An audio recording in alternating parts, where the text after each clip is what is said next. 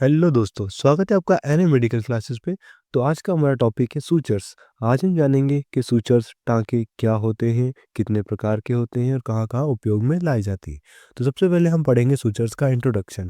तो सूचर्स होता क्या है? Sutures are medical devices used to hold body tissues together after an injury और सर्जरी।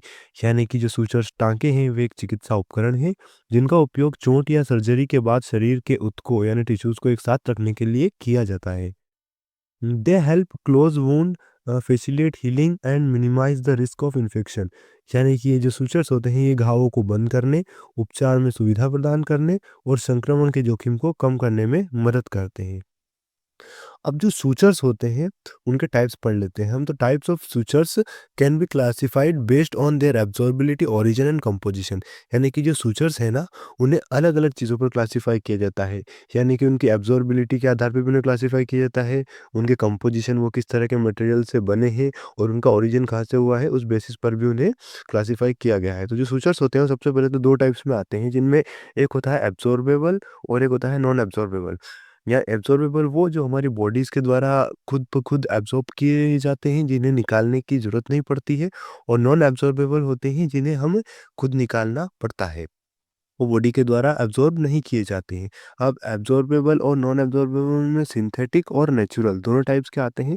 सिंथेटिक वो होते हैं जो कि मैन मेड मटेरियल के द्वारा बनाए जाते हैं, और नेचुरल वो होते हैं जो कि नेचुरली या तो हमें किसी प्लांट सोर्स से या फिर एनिमल सोर्स से मिले हुए होते हैं, जिन्हें हमें बनाने की ज़रूरत नहीं पड़ती है, वो होते हैं। और सिंथेटिक में हमें उन्हें किसी भी प्रकार से बनाया जाता है।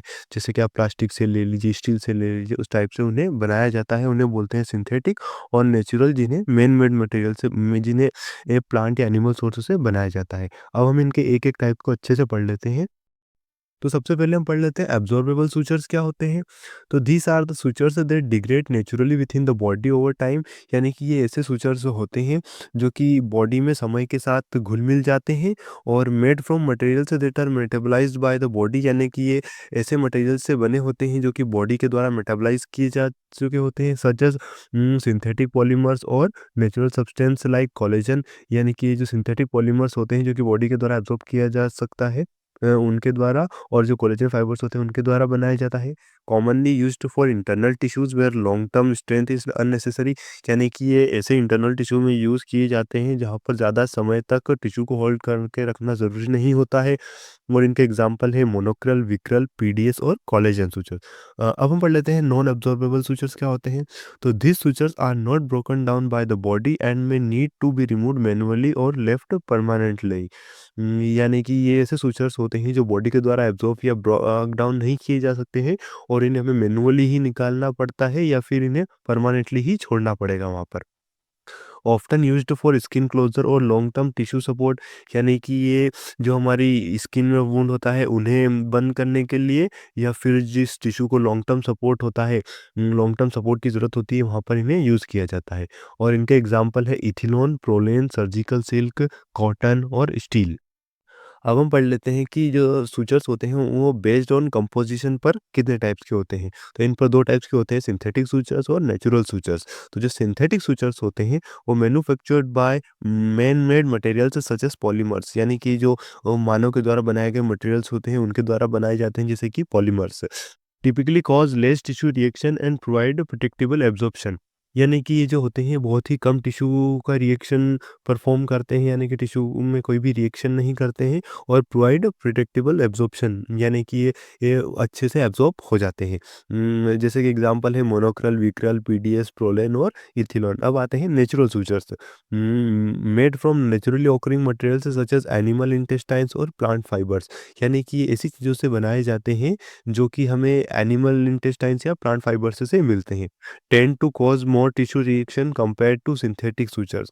यानी कि हमें और ज़्यादा टिश्यू रिएक्शन दिखाते हैं सिंथेटिक सूचर्स की तुलना में।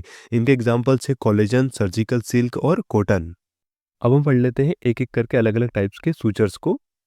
तो सबसे पहले आते हैं मोनोक्रल सूचर्स, जिन्हें हम पॉलीग्ले कार्बोन भी बोलते हैं, और ये सिंथेटिक होते हैं, एब्जॉर्बल होते हैं, और यूज्ड इन सबक्यूटेनियस और सॉफ्ट टिश्यू क्लोजर्स।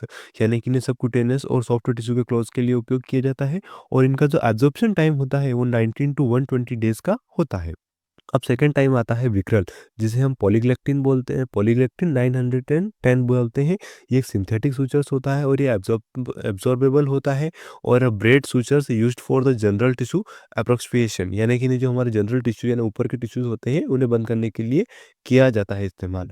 इसका जो एब्जॉर्प्शन टाइम होता है वो 56 से 17 दिन का होता है। थर्ड नंबर पर आता है पीडीएस, जिसे हम पॉलीडेक्सानोन बोलते हैं। ये एक सिंथेटिक सूचर्स होता है और ये एब्जॉर्बेबल की कैटेगरी में आता है और used for long term tissue support, example fascia closures, यानी कि ये जहाँ जिस टिश्यू को ज़्यादा लंबे समय तक होल्ड करने की ज़रूरत होती है, वहाँ पर इसका इस्तेमाल किया जाता है। और इसका एब्ज़ॉर्प्शन टाइम जो होता है वो 180 से 210 दिन का होता है।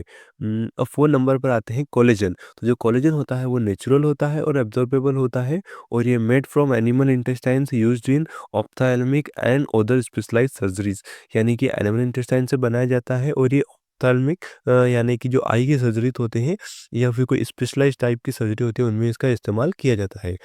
और फिफ्थ नंबर पर आता है इथिलोन, जिसे हम नायलॉन भी बोलते हैं और ये एक सिंथेटिक होता है और ये नॉन अब्जॉर्बेबल होता है और ये monofilament used for the skin closer and general use, यानी कि ये मोनोफिलामेंट होते हैं जो कि स्किन वुंड को कवर करने के लिए इस्तेमाल किए जाते हैं और जनरल यूज़ में इस्तेमाल किए जाते हैं। और ये नॉन एब्ज़ॉर्बेबल होता है, तो इसका कोई टाइम ही नहीं होता है।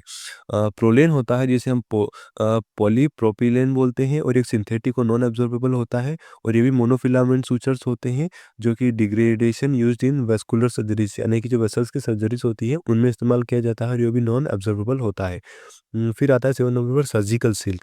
ये भी नेचुरल होता है और नॉन एब्ज़ॉर्बेबल होता है और ये braided sutures with excellent handling properties often used in ligatures, यानी कि इसका इस्तेमाल कहाँ पर किया जाता है, लिगाचर्स की सर्जरी में किया जाता है, जहाँ पर किसी चीज़ को कसकर बांधने की आवश्यकता होती है वहाँ पर।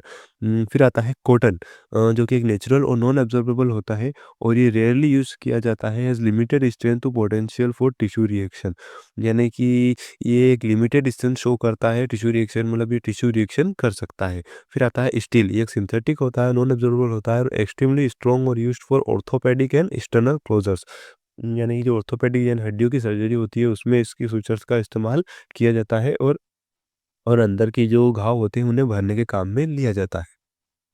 तो दोस्तों ये था हमारा आज का वीडियो। अगर आपको ये वीडियो पसंद आया तो वीडियो को लाइक कीजिए, चैनल को सब्सक्राइब कीजिए। मिलते हैं नेक्स्ट वीडियो में, तब तक के लिए बाय।